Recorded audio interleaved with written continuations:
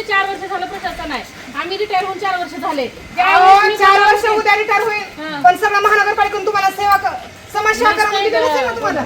आज आमच्या गल्ली टेक्यापूरला साप चावलाय, तेव्हा ह्यांच्या घरी डेंगू होता 1 महिना 1.5 महिन्याखाली. तुम्ही ही कटार बघा, इथं बघा, इकडल्या साईडने बघा, पाणी खळखळ जात नाही.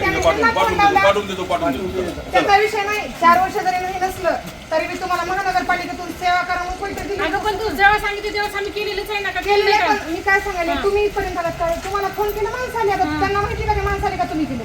आम्ही ज्यावेळेस जनतेशी संवाद यात्रा करत होतो प्रभागामध्ये, त्यावेळेस त्या ठिकाणी गेल्यानंतर त्यांनी आपल्या समस्या आम्हाला हक्काने सांगायचा प्रयत्न केला.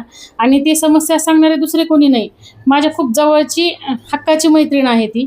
आणि ती स्वतः ज्यावेळेस मला पाहिलं तिनं, त्यावेळेस तिला कुठंतरी ही समस्या मांडावी म्हणून तिने माझ्याकडे ते हक्काने आक्रोश करायचा प्रयत्न केला. तर हा काही इतका मोठा इश्यू नाही आहे, हे सगळ्या प्रभागात आहे सर. तुम्हालाही माहिती असेल, गेले 4 वर्ष झाले इथं प्रशासक आहे. प्रशासक असल्यामुळं इथल्या कुठल्याही जनतेची कसलीही कामं झालेली नाही आहेत. आणि ज्यावेळेस आम्ही या वार्डामध्ये जाऊ, आम्ही कामं करण्याचा पुरेपूर प्रयत्न केले. आणि त्या व्हिडिओमध्ये त्या महिलांचा तुम्ही व्यवस्थित व्हिडिओ आहे का, त्यांनी तेही सांगितलेलं आहे की ह्यांनी फोनवर कामं केलेले आहेत. 3 वर्षापूर्वी ते आले होते.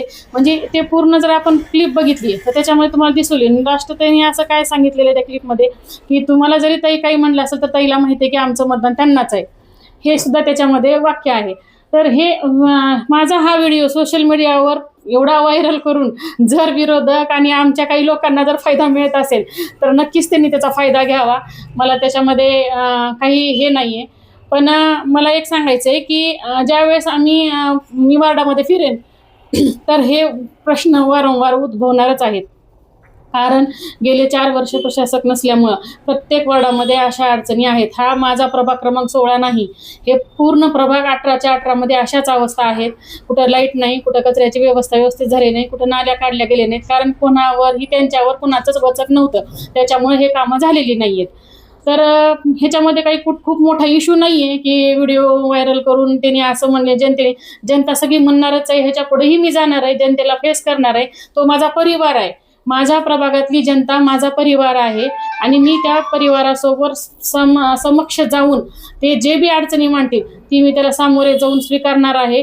आणि त्या अडचणी मी येणाऱ्या काळात पूर्ण करायचं त्यांना आश्वासन देणार आहे.